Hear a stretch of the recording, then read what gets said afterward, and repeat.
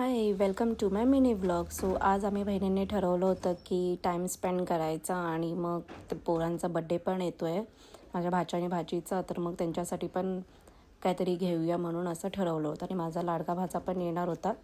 So ताई त्याला घेऊन येईपर्यंत आम्ही ते लस्सी विसी पियालो मस्त. मग नंतर मॅकडीला गेलो, तोपर्यंत ते आले. मग ऑर्डर करून मस्त आम्ही खाल्लं.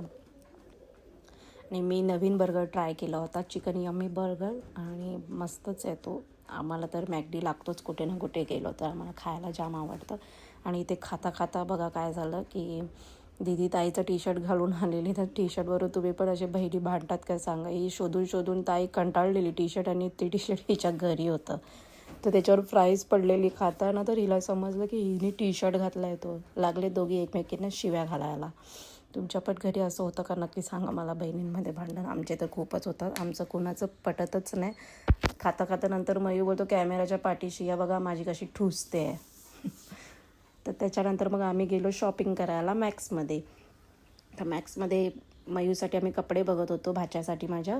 तर मग त्याला काय कपडे आवडले, मग ते घेतले. टी शर्ट्स, पॅन्ट, पण त्याला कॉट सेट हवा होता बड्डेसाठी. मग त्यासाठी मग आम्ही शोधत शोधत मग दादरला एक दुकान भेटलं, मग तिथे गेलो आम्ही. मग तिथे काय कॉट सेट बघितले, आणि तिथे एक एकदम लहान बेबी होता मोबाईलमध्ये बसलेला बघत. तर त्याचा मोबाईल दीदीने उचलला. आजकालच्या पोरांना किती मोबाईलचं क्रेज आहे बघा तुम्हीच. की त्याचा मोबाईल उचलल्यानंतर तो डायरेक्ट खाली पहिला उभा राहिला, खाली नंतर झोपला तो डायरेक्ट. बापरे, मोबाईल काढला.